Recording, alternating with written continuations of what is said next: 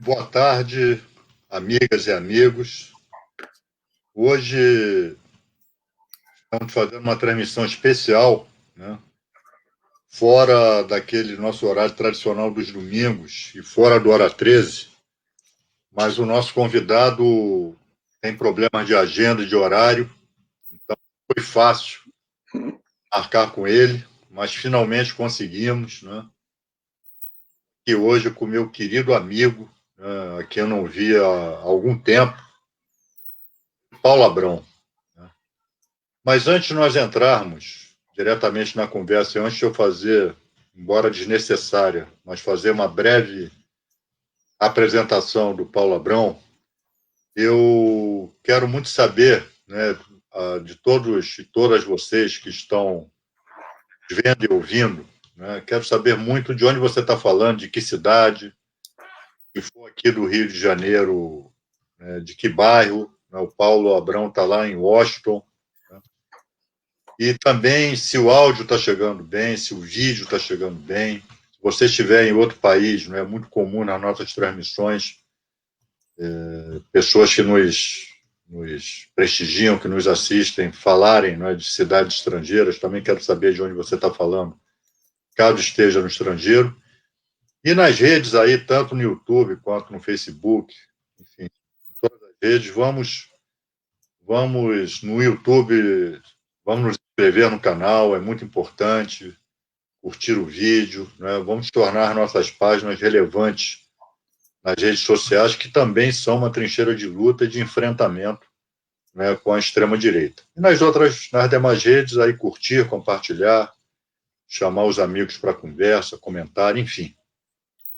Mas, querido companheiro Paulo Abrão, é um prazer muito grande, uma honra muito grande estar aqui com você. Nós já não nos vemos há muito tempo, desde os tempos da presidência da Comissão de Anistia, tempos heróicos, né?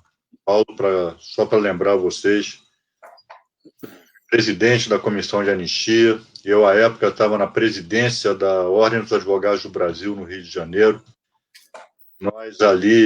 Foi ali que nós nos conhecemos, naquele momento, e tivemos a oportunidade de realizar, inclusive, caravanas da anistia com apoio da OAB, né? Realizamos caravana na sede da OAB do Rio de Janeiro, né? E o Paulo foi um gigante, não é só pelo tamanho dele, não, viu? Quem nunca o viu de perto, né? Grandão, né? Mas não é só por isso, não. Ele foi um gigante institucional naquele momento, né? Depois disso, os nossos caminhos foram para outros rumos, né? Até que eu virei deputado, antes sendo presidente da Comissão da Verdade, né, do Estado do Rio de Janeiro, onde também tivemos um auxílio precioso, luxuoso do Paulo naquela época, pela sua experiência no trato do tema. E o Paulo depois ocupou a relevantíssima função de secretário da Comissão Interamericana, né, de Direitos Humanos da OEA. Saiu porque os rumos da Comissão Interamericana, secretariado por ele, o rumo era um e do secretário-geral da OEA era outro, né? O secretário-geral da OEA apoiou golpes aqui na América Latina, é uma espécie de vassalo dos Estados Unidos na OEA, e, obviamente, acabou trombando, né, com o Paulo, que achou melhor, né, se despedir para a de todos nós lá da comissão. Mas, Paulo, como é que você está? Né? Você já me informou que continua em Washington. Como é que está a luta e como é que você acompanhou aí essa novela, né, que foi essa apuração das eleições nos Estados Unidos? Bom, Valdir, primeiro quero agradecer de coração o seu convite. É uma satisfação enorme aqui conversar com você. Eu estive por 6 anos, desde que saí da Secretaria Nacional de Justiça, aí no final do primeiro mandato da presidenta Dilma, fui ocupar o Instituto de Direitos Humanos do Mercosul, em Buenos Aires, e depois a Secretaria Executiva da Comissão.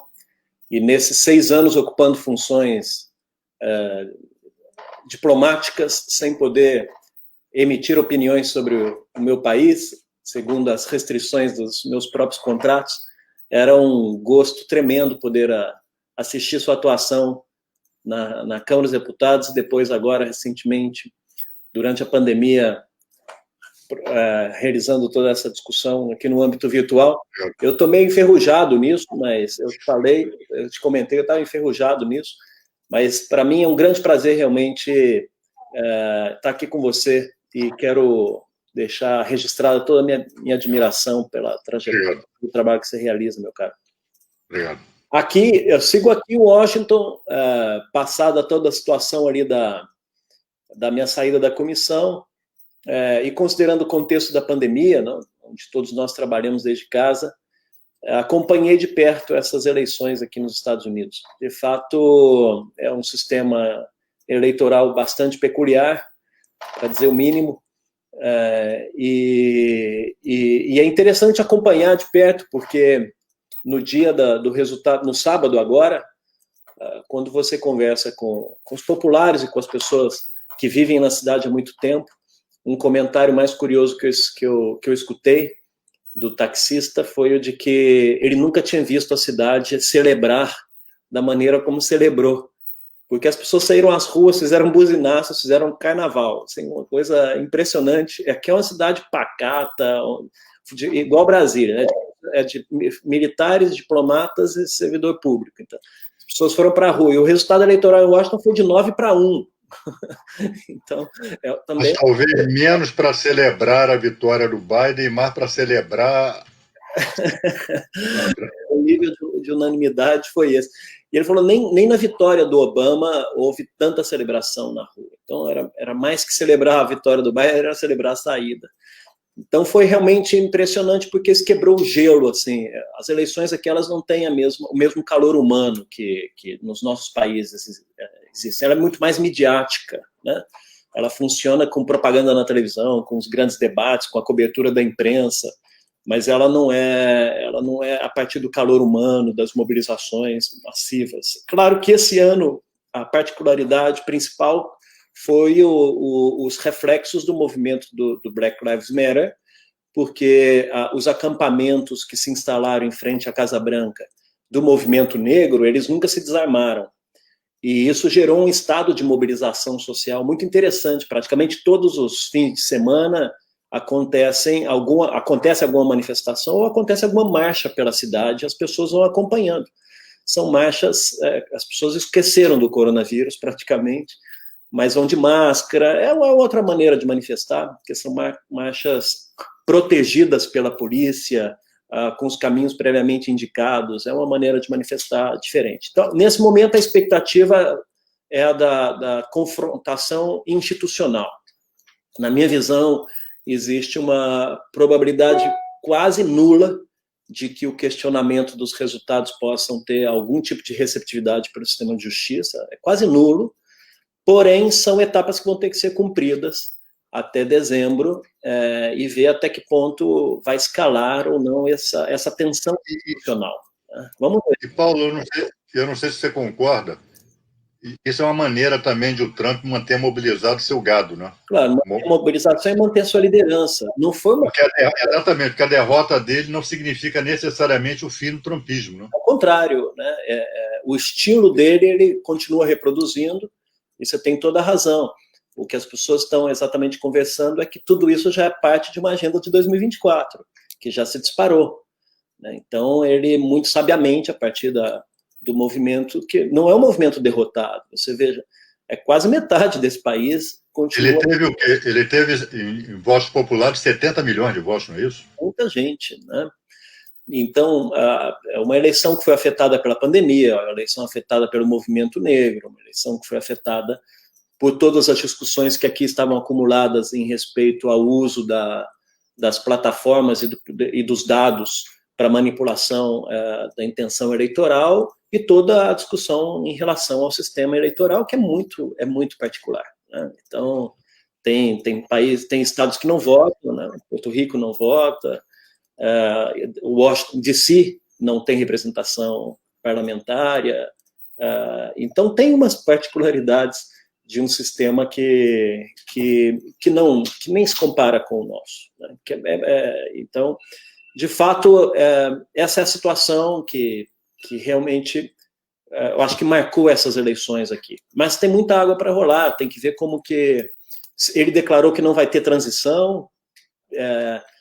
Hoje, o secretário de Estado, o ministro das Relações Exteriores, declarou na imprensa de que sim, vai ter transição, uma transição muito amigável para um segundo mandato do presidente Trump. Então, é uma coisa muito particular. Mas é interessante observar também como o establishment vai se movendo, porque setores mais tradicionais e clássicos do Partido Republicano também já começam a enquadrar o cara para dizer, olha, tá bem, mas não vamos perder tudo, porque nosso horizonte de disputa de poder continua, e eles têm o Senado na mão também, né? Paulo, me diz uma coisa, ainda no tema eleições americanas, que me ocorreu agora, é porque Trump e Bolsonaro são almas gêmeas, né?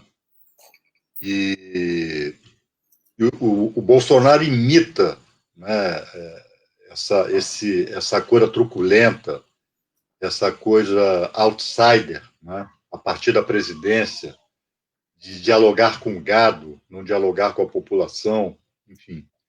Mas aí nos Estados Unidos o tiro caiu na água, né? Trump, porque normalmente eu me lembro das eleições americanas, né, sobretudo da época da Guerra Fria, em que a questão internacional era o que decidia a eleição. Quem era mais antissoviético, quem era mais de direita no campo internacional, né, é que os Estados Unidos tradicionalmente sempre utilizaram o cenário internacional na política interna em época de eleição, né, para os candidatos se legitimarem, né, aquele que se apresentasse com mais truculência, né, diante do eleitorado. E nesse sentido, a gente sabe que democratas e republicanos não diferem muito, porque é a lógica própria do império, que prevalece independentemente de quem esteja a frente do governo, se republicano ou democrata. Mas nessas eleições dos Estados Unidos, as questões domésticas acabaram predominando, porque foi a questão da pandemia em território americano, é o país com recorde de contaminados e de mortos, a postura do Trump, a postura negacionista, né, em relação à pandemia. Não sei se ele chegou a utilizar o termo gripezinha, seu aliado aqui no Brasil fez, mas tratou como gripezinha, né? Enfim, e a questão racial, que teve um papel, você já pontuou isso, teve um papel crucial. E o Trump não cedeu, né? Ele defendeu o papel da polícia, chamou os manifestantes negro de terroristas, de baderneiros. Então, talvez, né, não sei qual é a tua opinião, se Bolsonaro seguir a mesma linha, seguir essa cartilha, né, se bobear, o povo brasileiro também vai querer se ver livre da sua praga, como os americanos se livraram do Trump, né? Você sabe que essa é a pergunta que se disparou no dia seguinte, né? E é muito interessante observar na política brasileira como algumas pessoas já estavam preparadas para esse dia do anúncio da vitória do Biden, para interpretar ela para dentro da realidade brasileira, né? As movimentações, as reuniões que aconteceram aí nesse fim de semana para posicionar o centro político brasileiro foram muito reveladoras de que as pessoas já estavam preparadas para esse momento, com o discurso pronto, para poder realmente aproveitar a onda e tentar surfar na esteira dessa ideia de que a derrota do Trump terá efeitos de um desgaste também para a extrema-direita brasileira. Eu acho que a nossa realidade tem sua particularidade. Eu acho que não é automático esse processo. Sinceramente, isso depende de posicionamento de algumas forças internas. Acho que as pessoas... o nosso establishment econômico é muito pragmático, né? Nossa elite econômica é muito pragmática. Ela vai, quem tiver pilhando o país, quem tiver vendendo, quem oferecer capacidade de lucro imediato, ela é diferente da elite dos Estados Unidos, que ganha sempre, independentemente de quem... A elite econômica aqui, ela ela sempre estará ganhando, né, devido à alta capacidade econômica que esse país possui. Então, as decisões no Brasil já são mais pragmáticas, porque elas têm a ver com a apropriação do espaço público, do patrimônio público, processos que aqui não estão em disputa. Então, acho que no Brasil tem alguns interesses aí que podem orientar a um desejo de continuidade, né, de oferecer ainda suporte para essa continuidade. Mas, enfim, eu acho que essa é a grande indagação que realmente está posta nesse momento. É interessante que tem uma certa... De alguma maneira, também existe um triste efeito da nossa cultura colonizada, né, de condicionar a nossa leitura da nossa realidade a partir do que estiver acontecendo nos Estados Unidos. Assim, acho isso meio triste, por um lado, desses movimentos terem acontecido imediatamente, na esteira de tudo isso, mas, de outro lado, não deixa de também informar que é possível, ou seja, aqui foi fundamental um estado prévio de mobilizações. As mobilizações da sociedade ao redor da agenda da violência policial e do movimento negro foi crucial. E se tem um movimento que no Brasil tem capacidade de mobilização e que, somado a outros, podem fazer a diferença no cenário brasileiro, eu acho que é o movimento de mulheres, o movimento negro e o movimento indígena. O movimento indígena, por décadas, esteve isolado, invisibilizado no Brasil, como se as coisas estivessem bem resolvidas, etc., mas agora volta a assumir um significado simbólico muito importante, que eu acho que até... Porque eles voltaram a correr o risco de extinção, né? Como as forças progressistas brasileiras deveriam voltar a ressignificar a importância do movimento indígena, do empoderamento do movimento indígena, porque aí está o aspecto internacional que pode afetar as eleições brasileiras, porque a grande pressão internacional sobre o Brasil vai vir sobre a agenda ambiental e a proteção ambiental e os indígenas, é verdade. É aí que, se houver algum desgaste de fora para dentro, é nessa agenda. Então, ela precisa ser reposicionada no centro programático da esquerda brasileira, na minha visão. O próprio programa, o projeto de governo e de país e de nação que tem que ser renovado, né? A agenda programática dos partidos de esquerda no Brasil tem que ser renovada, ele tem que recolocar a questão ambiental como elemento norteador da formulação de novas políticas. Não pode ser a mesma resposta anterior que foi dada no ciclo anterior, não é a mesma coisa, né? Seria um grande erro pensar que é possível acumular forças de novo, simplesmente defendendo o legado das conquistas que foram os governos anteriores. Isso é muito limitador. Até porque nós estamos tratando da sobrevivência da humanidade, né?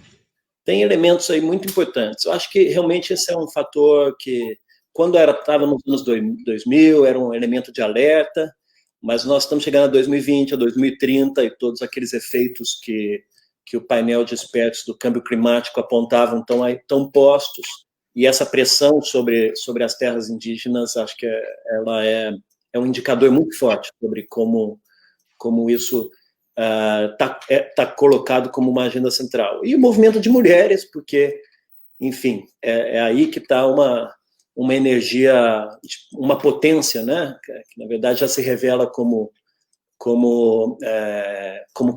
capacidade real mesmo de modificar o estado de coisas. Acho que esses três movimentos contextualizados numa união entre o cientificismo, a cultura e os direitos humanos, eu acho que é o que... Aí está um bom segredo de onde nós poderíamos, no Brasil, gerar esse novo estado de mobilização. Assim, não sei, obviamente você nas suas lives, conversando com tanta gente importante, estão fazendo essa pergunta, né?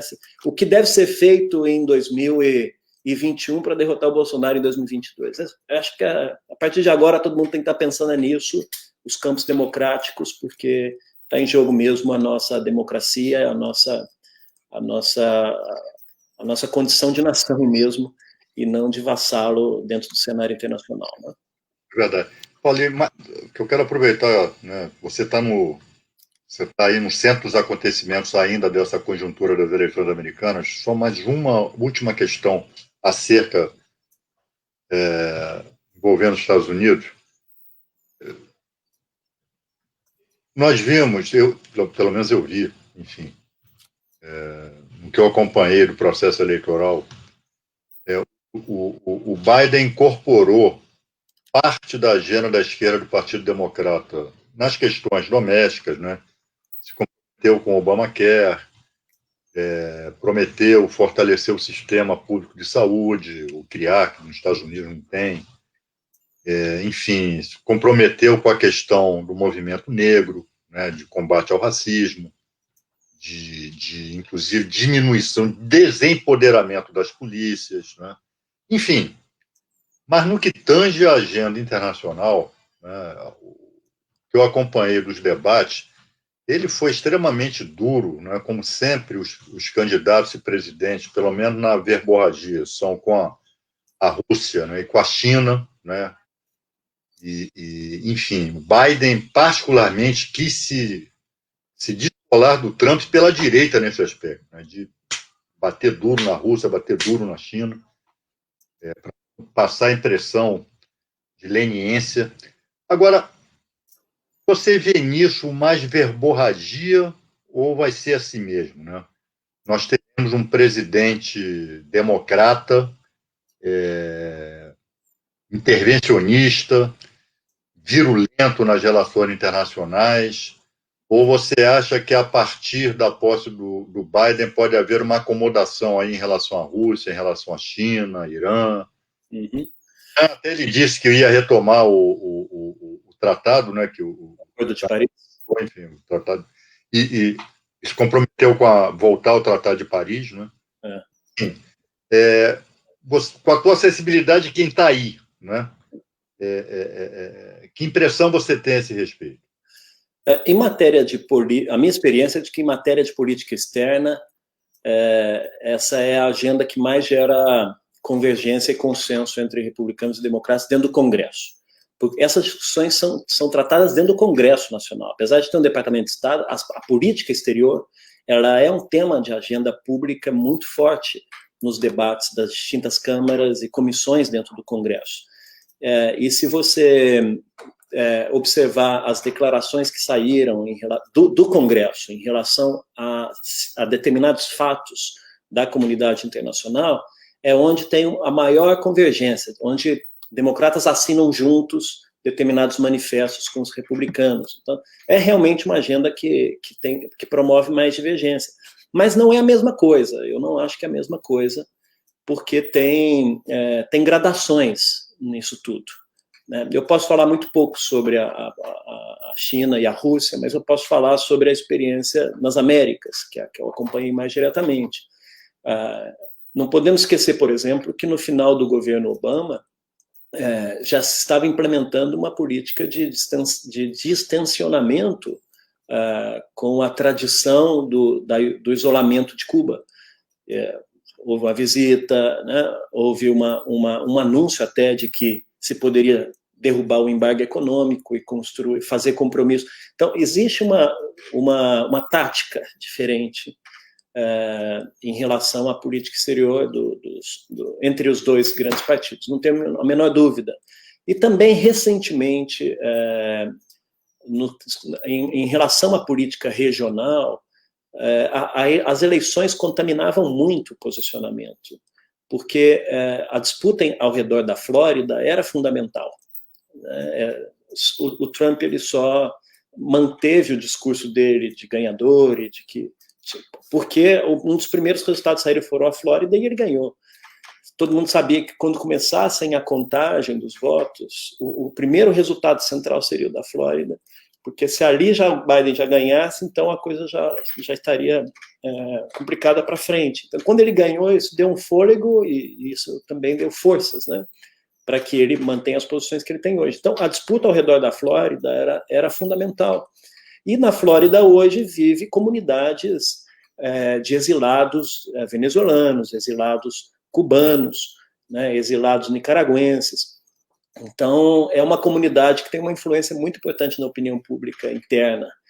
Então, a postura da política exterior americana para esse país foi muito radical, muito dura, porque isso eles capitalizavam votos para a Flórida, né, estava intimamente relacionado ao cenário eleitoral. Então, talvez isso possa mudar. né? Biden ganhou na Flórida, etc. Então, tem aspectos diferentes. Eu acho que tem abordagens diferentes, mas a sua visão de que, no final, o interesse norte-americano está acima de qualquer uma dessas diferenças partidárias, ela é uma constatação mais do que correta. E é o que vai prevalecer, obviamente. Eu me lembro que quem anunciou que ia quebrar essa lógica imperialista, isso foi há muito tempo, né? Na década de 60, 68, foi Bob Kennedy, né? Que provavelmente ganharia aquelas eleições, né? Ganharia as primárias do Partido Democrata e ganharia as eleições. E deu no que deu, né? Quando ele anunciou que ia romper com a lógica do império, deu no que deu. Lembra também quando, enfim, 10 anos atrás existia uma hegemonia de governos aqui na região progressistas. Isso também obrigou aos Estados Unidos a manterem um tipo de relação diferente. O Lula manteve uma excelente relação com Bush. Com Bush, não. Eu tive várias vezes com ele que eu estava na equipe de advogados dele, então lá em Curitiba, né, ele me contava detalhes. Pessoalmente. Depende também da região. Eu sentei o pau na questão do Iraque, sentei o pau, mas e tinha abertura com ele para fazer isso. Mas enfim. E o mesmo sentimento ele não nutre em relação ao Clinton, né? Mas enfim. Vai ser interessante acompanhar como se posicionará o Departamento de Estado, se haverá alguma diferença de abordagem em relação à Venezuela e em relação a Cuba. Eu acho que é o que se pode esperar de algo diferente, longe da estratégia que foi a de deslegitimar integralmente, não reconhecer absolutamente nada, inclusive reconhecer governos paralelos e construir uma governança paralela, né, fora do Estado. Era uma estratégia bastante agressiva, né? Não sei se isso vai mudar, é muito pouco provável de que isso mude de maneira abrupta.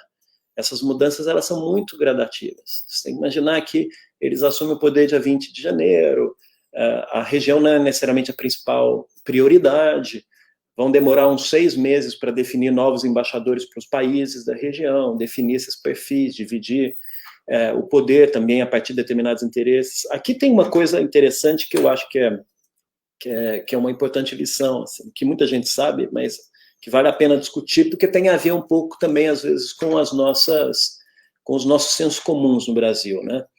Aqui os embaixadores são atores políticos. Assim. Então, eles designam embaixador dos Estados Unidos em um determinado país, um empresário que tem um grande interesse econômico naquele país. Né? A gente adota essa postura pseudo-republicana de só embaixadores do corpo diplomático podem ocupar as posições, mas, enfim, então tem um jogo que foi jogado aí. Lá são empresários ou agentes da CIA. Né? Demoram 6 meses para definir quem são, vão chegar nos países, vão redefinir essa política. Tem que definir quem é o novo secretário do Hemisfério Ocidental, que também, a depender da visão dessa pessoa, isso vai... Se é uma pessoa que... Normalmente eles escolhem alguém, os democratas normalmente escolhem alguém que tem vínculos históricos com os países da região, ou cresceu na região porque era filho de diplomata, ou é casado com alguém da região, ou tem histórias com... Então, é muito interessante essa inteligência diplomática que se gera. Então, isso demora. Então, aí até construir, convencer, desconstruir imaginários que foram sedimentados nos últimos 4 anos, para também... Porque você não dá um cavalo de pau na opinião pública, demora para senão aqui passa a ser denunciado como traidor da nação. Né? De uma hora para outra vai dizer, a Venezuela é legal. Não vai acontecer isso. Então, vai ser um processo bem lento. Não é a área que eu acho que poderá ocorrer mudanças mais significativas. Tá, Paulo, agora, entrando na questão aí estava na secretaria, né, à frente da secretaria da Comissão Interamericana de Direitos Humanos, tradicionalmente sempre teve uma atuação independente, uma atuação autônoma, né, no campo dos direitos humanos em nível continental, em nível das Américas, e num dado momento o secretário-geral da OEA, Almagro, resolveu, enfim, bater de frente com os rumos, né? São os rumos tradicionais da Comissão Interamericana de Direitos Humanos adotá-lo, né? Nós sabemos que se a pessoa apoiou o golpe na Bolívia, né, era contrário a todos as medidas, aos governos,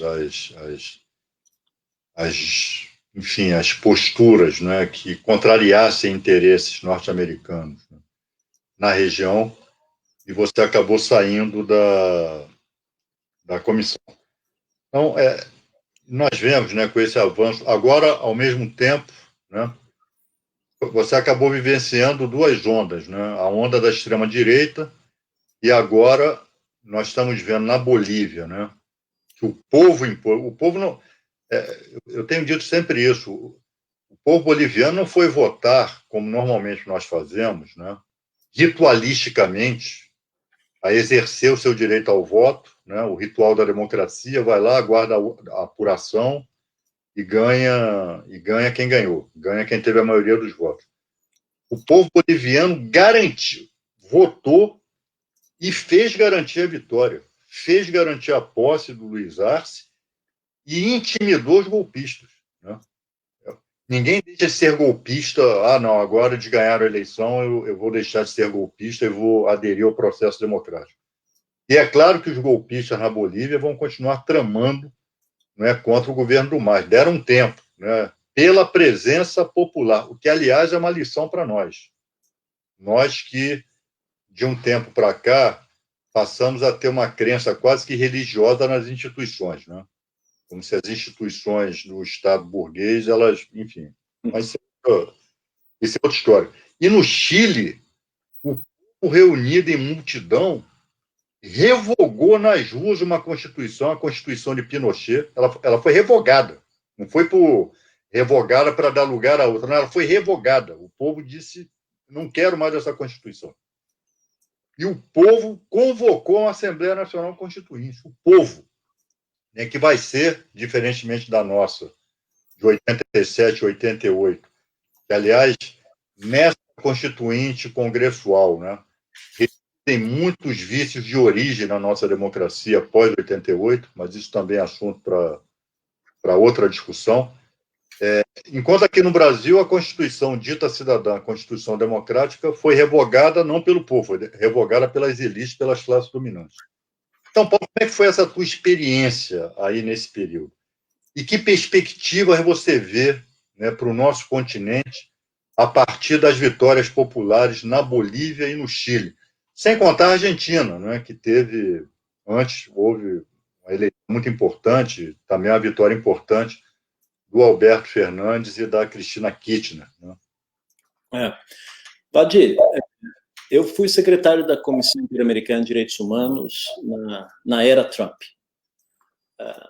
Não preciso dizer o quão difícil isso foi, né?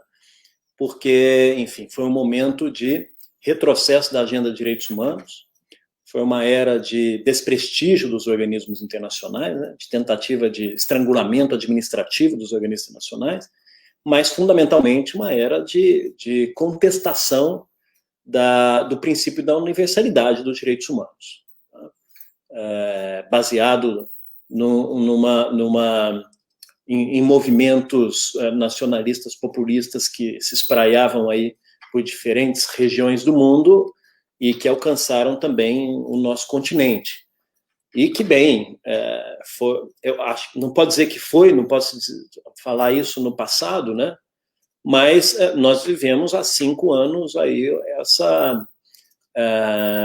uma onda populista nacionalista de extrema-direita que tem como base também uma concepção de direitos humanos, e é uma concepção de direitos humanos que enxerga os direitos humanos exclusivos àqueles que sejam direitos básicos, inalienáveis, ou direitos naturais centrais, né, como a liberdade religiosa, o direito de propriedade, e compreende conceitualmente de que todos os demais direitos eles são contingentes, eles são sujeitos às oscilações democráticas. Hoje pode existir, amanhã pode não existir. Ou seja, ignora o processo de construção histórica e a ideia de construção progressiva e o âmago da ideia de direitos humanos, que é o seu princípio da universalidade.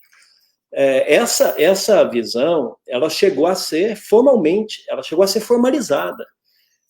O Departamento de Estado criou uma comissão de juristas que aprovou um documento que foi publicado em junho desse ano. Esse documento merece ser olhado, que era um documento para reorientar a política exterior do país em matéria de direitos humanos, para dizer quais são os direitos humanos que nós reconhecemos.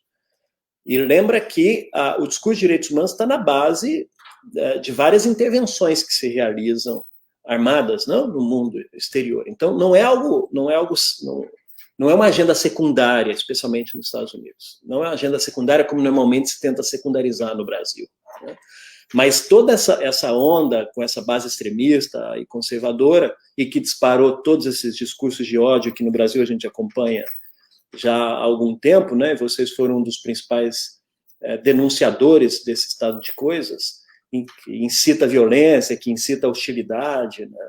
Que alcança de maneira mais drástica imediatamente as populações historicamente discriminadas. Então, se tem grupos sociais hoje que mais sofrem com esse estado de coisas, são exatamente as minorias, os povos indígenas, a população afrodescendente, os migrantes, são os que sofrem de imediato as consequências desse ambiente de discurso de ódio decorrente desse pensamento conservador extremista. Esse é o contingente social que está esperando, não lideranças, porque eles não precisam, né, que está esperando que se possa coordenar ações de mobilização e de articulação social, né? Mas, enfim, isso requer, da nossa parte, também uma nova estratégia que esteja menos focalizada na disputa das estruturas de poder partidárias e voltar a ter uma concepção de política baseada em movimento social, né? E nisso totalmente de acordo com você. Então foram 4 anos muito difíceis. A comissão nós chegamos a avançar em agendas, por exemplo, de direitos sexuais e reprodutivos das mulheres, e por consequência, por casos que nós levamos à Corte Interamericana, nós sofremos uma sanção e uma punição de recorte do orçamento da comissão, porque estaríamos entrando em agendas contrárias à liberdade religiosa. Então, houve consequências muito práticas e diretas em relação a tudo isso.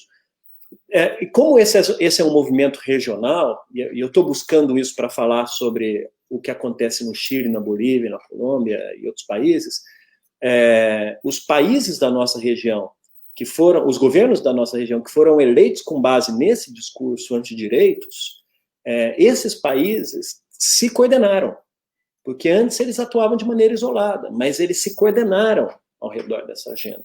E no início do ano passado publicaram uma carta que foi capitaneada exatamente no mesmo dia em que o Sebastião Pinheira, no Chile, decreta o fim da Unasul e inaugura a ProSur, o ProSul, numa reunião com o presidente brasileiro, o presidente paraguaio, o Macri, na Argentina, mais o presidente colombiano, inauguram a ProSul, e não é nenhuma coincidência de que na reunião de inauguração da nova organização alternativa ao Unasul, eles assinam uma carta, uma declaração conjunta cujo conteúdo era direitos humanos, cujo conteúdo se dirigia à Comissão Interamericana de Direitos Humanos, já incomodados com a agenda que nós estávamos implementando lá, que era uma agenda de expansão, porque apesar desse período de 4 anos difíceis, foram os 4 anos que a comissão cresceu, expandiu, ampliou sua presença pública na região, ampliou a sua área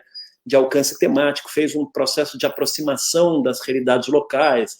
Meio que a gente transferiu a nossa experiência das caravanas Anistia para lá, porque começamos a levar sessões da comissão para todos os países, com muitas visitas, a cercar do povo das demandas mais legítimas, e isso tem um efeito de mobilização, e você sabe disso, né? Então, esses países, quando fazem essa carta, eles enviam um sinal, eles dizem, olha, aqui nós estamos com outra agenda, essa é a nova hegemonia, tem que ter um limite nessa atuação. Mas para o azar deles, ou talvez para a sorte da história, ou simplesmente graças à luta social, imediatamente, isso foi em abril do ano passado, e a partir de agosto começaram um conjunto de sucessivas manifestações na nossa região, manifestações sociais.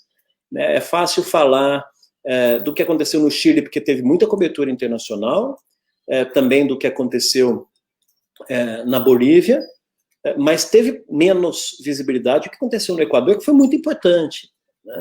E na Colômbia também, e continua acontecendo. E qual eram os movimentos que estavam por detrás disso? Na Bolívia e no Equador, é o movimento indígena, né, fazendo a mobilização social e estremecendo as estruturas de reação a um projeto econômico que era um projeto de exclusão social. No Equador, os protestos eles se disparam a partir de uma reação popular a um acordo que o governo assina com o FMI para promover mais austeridade fiscal, né? Na Bolívia, não. Aí já era uma agenda mais política mesmo, de disputa de poder, porque se estava tentando, ali dentro, tomar o poder por uma outra fórmula. E vou abrir um parênteses aqui, independentemente da discussão dos erros do Evo Morales de querer disputar uma quarta reeleição, né? Mas como é que eu vejo isso? Na Bolívia, especificamente, quando aconteceu a saída do Evo, eu comandei uma missão e nós entramos uma semana depois dentro do país, uma missão de verificação de violações de direitos humanos. E documentamos graves violações de direitos humanos que estavam acontecendo dentro do país. Essa missão ela foi muito importante, porque ela denunciou e visibilizou mundialmente dois massacres que aconteceram, uma na região de El Alto, em Sencata, e outro em Cochabamba, na região de Sacaba. E foi muito duro, inclusive, encontrar as famílias uma semana depois. Imagina as mulheres indígenas com as mãos sangrando ainda, uma semana depois seus filhos nos hospitais, e rostos dilacerados, e as famílias que perderam. Foi um operativo conjunto das forças policiais e das forças armadas para reprimir esse movimento social que estava resistindo à saída do Evo, e sofreram as piores consequências. No Chile, quando as pessoas saem às ruas, elas saem para contestar o modelo neoliberal, as consequências históricas do modelo neoliberal. O processo constituinte, na minha visão, foi apenas a maneira pela qual se canalizou a tensão social. Porque as pessoas estavam na rua contra as políticas do governo, contra as políticas restritivas dos efeitos, o incremento da pobreza e o incremento da desigualdade e do desemprego. Agora, houve aí uma certa também organização da política, porque a discussão sobre uma nova Constituinte tinha sido muito presente durante o processo eleitoral anterior, e o Piñera foi eleito, esse foi um elemento central do processo eleitoral chileno, e ele foi eleito porque ele não ia reformar a Constituição, porque o povo discutiu isso. Então, tem aí uma virada, né? E aí foi talvez oportuno e conveniente de que essa tensão social se canalizasse para uma nova Constituinte, porque já existia essa demanda reprimida, ou pelo menos uma tradução política de como organizar essa demanda reprimida, porque num primeiro momento, e nós também entramos no Chile 2 semanas depois do início dos protestos, vivemos o cruzamento de fogo ali dentro. Nesse momento, a luta social estava muito fragmentada também. Você lembra quando, em 2013, ninguém sabia muito bem o que estava acontecendo? Né? Afinal, qual é a demanda? Onde está a liderança? Qual é a demanda? O que se está querendo? Ali no Chile... Pois é, eu ia te perguntar isso. No Chile, você está fazendo um paralelo. Eu ia te perguntar qual é a situação partidária do Chile. No início da era uma coisa sem muita definição, né? Mas isso foi canalizado por uma discussão constituinte. Para mim, mas falta muito. A maneira pela qual o governo administrou a crise interna deles, tendo que admitir a Constituinte, porque eles nem isso queriam admitir, aí foram derrotados. E nisso eles foram derrotados. Mas a maneira que eles administraram foi porque eles resistiram até o final. Não, vamos fazer um plebiscito para ver se as pessoas realmente querem isso. depois desse plebiscito nós vamos armar a Constituinte, depois de armar a Constituinte vai ter o tempo de construção, para eles ganharem tempo. Eles tinham a esperança de que de agosto do final do ano passado até março desse ano, que seria o tempo para convocar a Constituinte, eles iam recuperar a força, reordenar, né, reorganizar o poder internamente e derrotar a Constituinte. Mas não, o processo foi um trem desenfreado. Foi uma derrota cachapante, assim, impressionante. As pessoas, mas pensem nisso, as pessoas não foram única e exclusivamente votar por uma nova Constituição, porque ali por detrás disso tem uma insatisfação social que representa várias agendas sociais mal resolvidas. Por isso que a grande questão, e ainda falta muita coisa para acontecer, ainda falta eleger a Constituinte, né? Então pode ser que, e pode passar coisa, pode acontecer muita coisa, a conjuntura pode mudar em tempo. Pois é, qual é o quadro, qual é a situação partidária da esquerda lá no Chile? O que nós temos de partido? O Partido Socialista ainda é um partido muito forte lá, e o Partido Comunista também é bem forte no Chile. Tem líderes... Eles tiveram um papel importante nessas mobilizações. Tiveram, mas também tiveram um papel importante de estabilização institucional dentro do Congresso. Os partidos também ajudaram a controlar a revolta social. Então, houve momentos que ali dentro do Congresso as pessoas tentaram gerar acordos com o governo. Não houve acordos, né, que também foram administrados, o que também é normal, natural dentro da democracia, é legítimo e necessário. Agora, para mim, a grande questão é que vão abrir as inscrições para a Constituinte, creio que em dezembro, aí tem campanha até abril. Eu não sei acho que as inscrições é agora até fevereiro, e de fevereiro abre a campanha para em abril eleger a Constituinte, algo mais ou menos assim, não tenho exatamente as datas. Então pode acontecer muita coisa aqui até lá, e pode acabar se elegendo uma Constituinte também totalmente diferente, desconectada com o sentimento social original. E é por isso que estão administrando isso no tempo. Por isso que as manifestações são de agosto, a Constituinte agora, só em abril do ano que vem instala, para terminar a Constituição em 2022. Então, também estão tentando aí evitar que... Porque a questão para nós, para todos nós, essa vai ser a primeira Constituição dos anos 2000 da nossa região, né?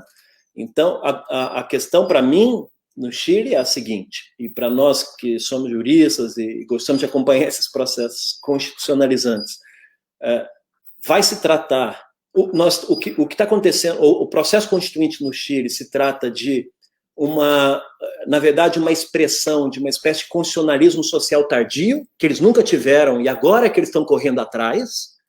É isso que se trata? Ou o que vai acontecer é uma Constituição pós-Constituição Social? Porque também nós não estamos falando dos anos 80, dos anos 90, que geraram as principais constituições da nossa região num ambiente de redemocratização, né? Era outro contexto histórico. Então vão acontecer alguns dilemas, obviamente, porque se poderá querer levar para dentro da Constituição direitos sociais que ali não tem quase nenhum, mas vai vir toda a discussão clássica, né, sobre a sustentabilidade, o financiamento, se realmente esse modelo de Estado é o modelo que eles querem, porque é um país que há 30 anos não tem serviço público. Então, eu não acho que não dá para apostar que necessariamente vai ser uma Constituição... Pinochet antecipou o ultraneoliberalismo na América Latina. Então, é algo que está em jogo, né? Então, o Chile se abre uma disputa sobre o tipo de Estado que eles vão querer construir, mas a minha grande preocupação é de que esse resultado final não seja compatível com o sentimento original, que foi o que disparou todo esse processo de mudança social. Então, pode acontecer muita coisa ainda, na minha visão. Agora, tem algumas garantias interessantes que em outros países não existiram, que é o fato deles terem aprovado uma Constituinte paritária.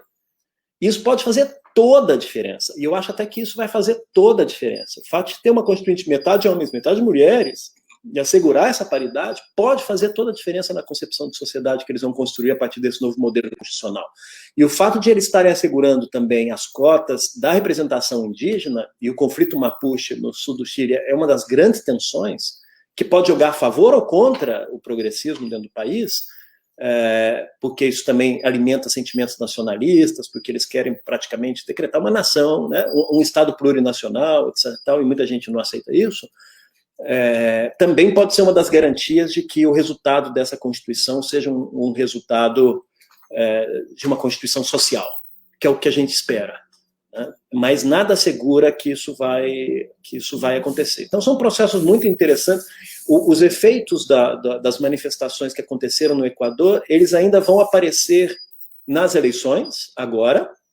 Então, é algo que ainda também está colocado. É um país que está passando por situações muito complicadas de perseguição, de exclusão da oposição, da participação da vida política. É assustador como isso acontece dentro do Equador. E no Equador, a extrema-direita foi para o governo por conta da traição, né, na origem, esse foi o... Bom, que, infelizmente, tem o nome de Lenin. Né? E a partir da ameaça do escândalo da Lava Jato, do Odebrecht, né? Então, é impressionante como tudo está meio que relacionado nesse passado aí. Então, eu vejo assim, que a Bolívia deu realmente uma grande demonstração de uma capacidade de força social para recuperar. Me diz uma coisa, tem alguma tensão ali, às vezes, entre o Luiz Arce e o Evo Morales? Eu não saberia dizer, eu acho... O que se comenta é que o candidato do Evo era o vice, né? O vice é quem havia sido pensado para ser o candidato, né? Mas que, ao final, eles tomaram uma decisão calculada de que, eleitoralmente, seria conveniente para gerar, inclusive, uma unidade do campo da esquerda, colocar um tipo que mais moderado, né? Tinha cumprido um papel importante na economia, mas que é uma pessoa comprometida. E aí, quem era para ser titular entrou de vice, que aí gera o equilíbrio de que a chapa vai administrar o país com uma perspectiva popular também. O que eu acho ali interessante, especificamente nesse caso boliviano, foi, não sei se isso é uma lição aprendida, que a gente tem que prestar atenção, é de que, para recuperar a democracia no país, as forças de oposição saíram com um único candidato. Então, você vê, era o Luiz Arce contra 7, né, com a oposição fragmentada em 7 outras candidaturas, em 6 outras candidaturas. Então, isso foi muito importante. Isso não é algo que tem que ser ignorado ou passar desapercebido. As pessoas pensam, o povo saiu e garantiu. Não, veja, houve uma estratégia política, uma concertação de forças, as pessoas, tudo empurrava a crer que o MAS não teria mais condições, se fosse de novo com o Evo, ou com o vice, ou com a pessoa que o Evo queria. Então, tem todo um processo. Isso é uma lição para o Brasil hoje ou não? Essa pergunta eu te devolvo. É verdade, né? Aqui nós ainda vivemos a máxima, né, de Milor Fernandes: a esquerda só se une na cadeia. É um processo de amadurecimento longo, né, e que parece que nunca chega à sua conclusão, né? E se nós acharmos que 2020 é um prenúncio de 2022, então nós estamos fritos, porque a união, a unidade de forças de esquerda se deram como exceção, né, e não como regra no processo eleitoral daqui. Mas a política é dinâmica, enfim, a luta de classe é dinâmica. E também as regras eleitorais são diferentes. As regras eleitorais são diferentes. Das coligações aí no Brasil, que não permitiam que também se promovessem grandes coligações, grandes frentes, né? Porque tem o problema do quociente, etc. Então, também não é um sistema que facilita essa visão unificada de oposição-situação. Aqui nos Estados Unidos, esse sistema bipartidário ele é facilitador da construção de consensos. O nosso sistema não converge para a construção dos consensos. Ele é um sistema que empurra que cada um primeiro conquiste o seu espaço, né, para quem sabe aí no segundo turno aí sim poder fazer conversações, mas o tempo é muito pequeno, na verdade, né, entre o primeiro e o segundo turno, para que possa haver uma convergência programática. Acaba se transformando em em outras dinâmicas que você conhece bem. Então, mas esses são os problemas do nosso sistema eleitoral também, que não é ruim. Para mim, eu estou criticando, acho que o nosso sistema eleitoral é um dos bons sistemas ainda. Pelo menos confrontando com os Estados Unidos. Mas para a gente já nos aproximando do fim aqui, infelizmente, da nossa conversa, já começa a haver um questionamento, né, à direção da OEA. Né, lideranças eleitas, né, Puebla, enfim. Como é que você vê? Você acha que há possibilidade, né, de uma mudança de rumos na OEA em curto prazo? Né? Não uma mudança de rumos radical, porque a OEA ela já foi criada para ser um bastião dos Estados Unidos aqui no continente latino-americano. Mas no sentido, uma política, uma volta, né? Uma retomada de política de direitos humanos, né? Pelo menos nos seus aspectos cruciais, de denúncia, né, da bestialidade da extrema-direita. Você acha que isso é possível? Esse movimento de questionamento, você acha que ele é forte? E ele pode vir enfim, a estabelecer uma sucessão mais democrática na OEA? Bom, eu prefiro não comentar nenhum aspecto pessoal em relação a isso, até porque eu saí faz 3 meses, pessoas podem interpretar isso de outras maneiras. Então, eu prefiro não personalizar essa discussão. O que eu posso dizer é que é uma organização que responde à correlação de forças da própria região. Ela é uma organização internacional que, diferente, inclusive, de outras, ou da sua co-irmã, a ONU, ela é muito permeável à política. Os seus estándares são muito flexibilizados conforme a conjuntura. Então, para o bem ou para o mal, né? Para o bem ou para o mal, para lá ou para cá. Acho que todo mundo conhece bem a formação histórica dessa organização no pós-guerra, né, num ambiente de como ela se desenvolveu no ambiente de Guerra Fria, o papel que cumpriu ao longo dos anos também. Mas ela é uma organização que responde muito à própria correlação de forças dentro da região. Então, o fato de que nesses últimos anos a agenda esteve ao redor da crise da Venezuela e a formação do Grupo de Lima, isso tudo gerou uma hegemonia dentro da própria definição do posicionamento global da organização. Agora, uma das coisas que as pessoas conhecem muito pouco é o papel que o Caribe joga, porque o Caribe tem 14 votos dentro da organização, né, de 29, de 35 países. Então, quando os países continentais se dividem, metade dos governos são de uma posição, a outra metade de outra, ou um grupo independente, sempre tem os independentes ali, cumprindo um rol mais independente, né? O Caribe normalmente atua em bloco. Então, a gente conhece muito pouco a realidade do Caribe, da realidade de muitos países, e essa é uma das coisas que, para mim, foi um grande aprendizado, tentar conhecer melhor a realidade dos países do Caribe e a importância que eles cumprem também dentro da organização. Né? São países pequenos, alguns deles, países que são muito dependentes economicamente, mas que, como são pequenos, para manter a força, eles buscam atuar em bloco. Então, depende muito para onde vai o bloco do Caribe, para onde vai a correlação de forças dos governos regionais e quais são aqueles países que a cada momento estão cumprindo um papel de grupo independente mediador. Essa dinâmica que funciona.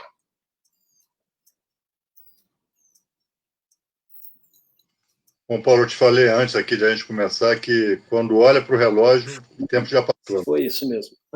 Mas foi, poxa, isso é uma maneira de nós qualificarmos, né, o que acontece aí nas redes sociais, né? Diálogos desse nível com uma pessoa da tua qualificação e dos bons serviços prestados ao país, né? Seja aqui no nosso território, seja nos representando lá fora. Então, eu quero te dizer que Infelizmente, só estamos nos revendo, né, virtualmente, né? Vamos deixar a vacina chegar para termos a condição aí de estarmos mais próximos fisicamente. Eu quero agradecer muito, foi muito bom, né? Você traz sempre uma qualidade diferente para o debate, é por isso que eu me lembrei de você para nós fazermos essa conversa, né? E eu espero que tenha sido uma primeira de outras, né? Tema que falta, né? Temos a questão da memória e da verdade, que parece que aqui no Brasil tinha data para começar e para acabar. Esse é o... né? Nós precisamos mais sobre isso. Nós precisamos mais sobre isso. Eu vou organizar outra com você para a gente tratar especificamente disso. Bacana. Obrigado, tá? E espero que você esteja presente aí onde você estiver para continuar contribuindo aí para o aprofundamento da nossa democracia, para o aprofundamento das políticas de direitos humanos, né, para o combate necessário à extrema-direita, enfim, você é um combatente necessário e qualificado. Então, muito obrigado por ter me dado aí essa honra e essa satisfação. Obrigado a você, Valdir. Seguimos juntos. Boa luta. Estamos juntos, meu cara. Um abração para você. Valeu.